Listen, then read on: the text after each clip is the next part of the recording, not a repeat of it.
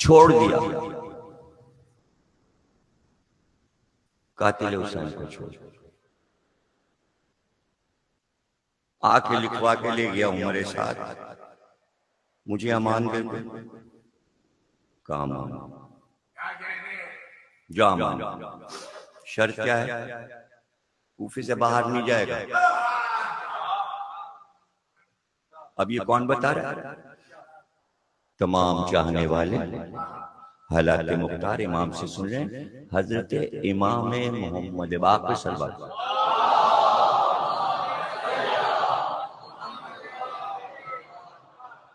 लोगों ने कहा क्या मुख्तार दुनिया पसंद था मौला, अपने सगे बहनोई को छोड़ दिया।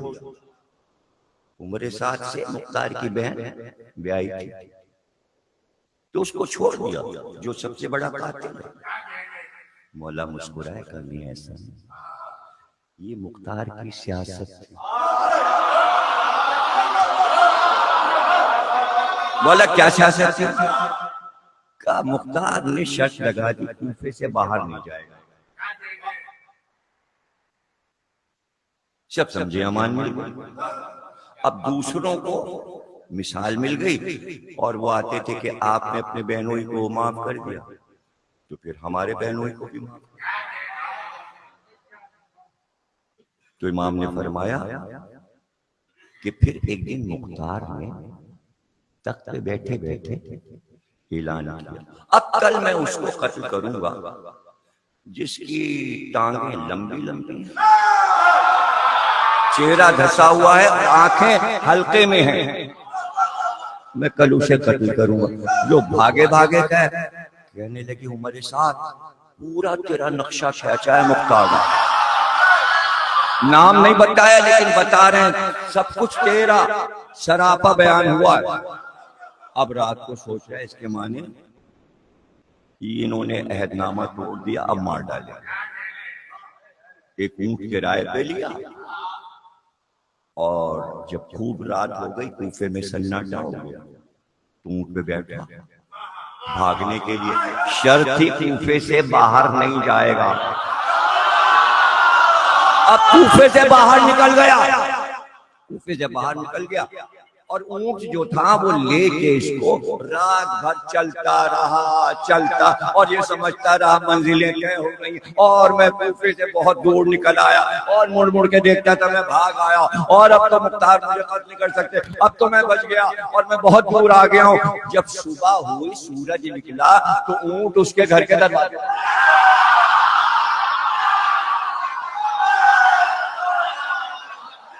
खूब घुमाया ऊंट ने भी, खूब घुमाया। अब जब भागा था उसी वक्त लोगों ने आके मुख्तार को बता दिया, वो निकल गया कूफे से। और यहाँ सिपाही तैयार खड़े थे कि मुख्तार ने शर्त की थी कूफे से बाहर नहीं जाएगा, तो पूरी रात बाहर रहा, साजिश कर रहा था, पकड़ा गया। इमाम ने फरमाया इस तरह मुख्तार ने उसे शिकंजे में ले लिया। अभी नहीं पढ़ूंगा, आप क्या समझे, मैं बड़े कातिल को ऐसे ही यूं करके मार डाला।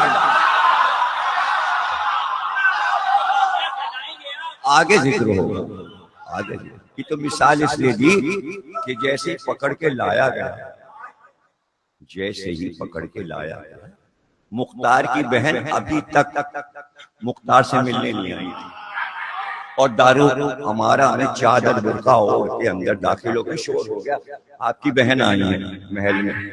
मुख्तार अंदर गए और जाती का तू अबू उबैदा की बेटी, इतने बहादुर की बेटी और मेरी बहन, और तूने, तुझसे ये नहीं हो सका कि हुसैन के कातिल को तू घर में कत्ल कर देती।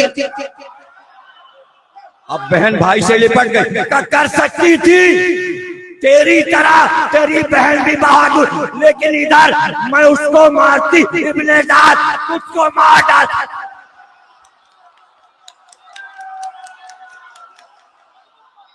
का तो अब क्यों आई है, अगला जुमला सुनो, अब क्यों आई? क्या ये कहने आई हूं कि जल्दी मुझे बेवा बना।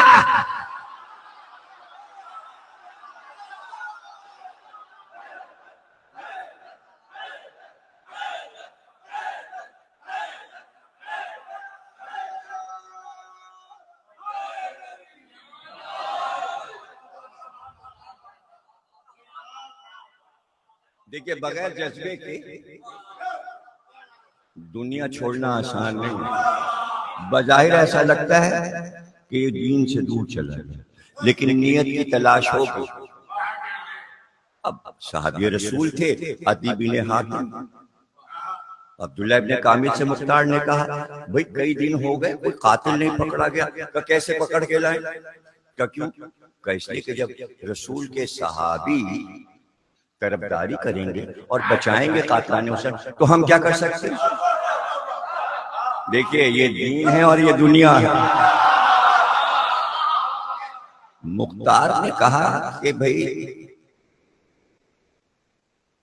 अगर मुझसे कोई लड़े मैं उसे माफ करूं, मुझसे कोई जंग करे मैं उसे माफ करूं, मैं हुसैन के कातिल को किसी भी तरह का, तो वो कह रहे हैं कि मुख्तार ने अपने बहनों को छोड़ा हुआ, तो मेरे बहनों को छोड़ दो। कौन? हकीम बिन तुफैल संसबी, हजरत अब्बास का कातिल। का हम उसे पकड़ने जाते हैं, वो आड़े आ जाते हैं, कहते हैं मुख्तार से जाके कहो जब अपने बहनों को छोड़ा तो मेरे बहनों को भी छोड़। मुख्तार ने कहा कि तुम जाओ, उनकी परवाह नहीं करो, हकीम बिन तुफैल को पकड़ के ले आओ, जाओ एक दस्ता ले जाओ, खैर तुम भी जाओ, तलवारें लेके जाओ, घर को घेर लो और उसको पकड़ लो। सब पहुंच गए, घर को घेर लिया। इतनी देर में अंदर चीखो पुकार हुई, औरतों ने चीखना शुरू किया और अदी बिन हातिम को बुला लिया। उन्होंने कहा, देखो ये मेरा रिश्तेदार है, इसे छोड़ दो और इसको मत ले जाओ। अब्दुल्ला इब्ने कामिल ने कहा कि भाई हम कुछ नहीं कर सकते, आप मुख्तार से बात कीजिए, हम इसके मजाज नहीं। आप मुख्तार, अच्छा हम अभी मुख्तार के पास जाते हैं। इसीलिए मुख्तार के पास पहुंचे, मुख्तार उठ के खड़े हो गए, साहबी रसूल एहतराम तशरीफ रखिए, बैठिए, और पहलू में बिठाया, तख्त पे बिठाया, कैसे आप तशरीफ लाए और क्या कोई जरूरी काम है? का भाई वो हकीम बिन तुफैल जो है वो बहनों ही है, तुमने अपने बहनों को छोड़ा था, इसको छोड़ दो। तो कहा, ये देखें ये 10-12 दिन हैं, इन्होंने मुझसे जंग की थी, अभी मैंने इनको आज़ादी का परवाना लिख दिया, तो जाओ माफ है। लेकिन देखिए, मैं करबला के किसी शहीद के कातिल को छोड़ नहीं सकता। का तुम मुझसे ऐसी बात, मैं कौन हूं? हाँ, आपका एहतराम शराब पर, आपकी बात सही। जब बहुत इसरार किया, उन्होंने कहा, अच्छा आप सही कहते तो ठीक है, फिर मैं अब्दुल्ला इब्ने कामिल को वापस बुलवाए लेता हूँ, आदमी भेज के। ठीक है, आप कह रहे हैं, आपकी बात बाला है, बुलंद है आपकी बात, ठीक है, मैं इस मसले में जरा गौर फिक्र करूंगा, उसे छोड़ दो। ठीक, आप तशरीफ ले जाइए।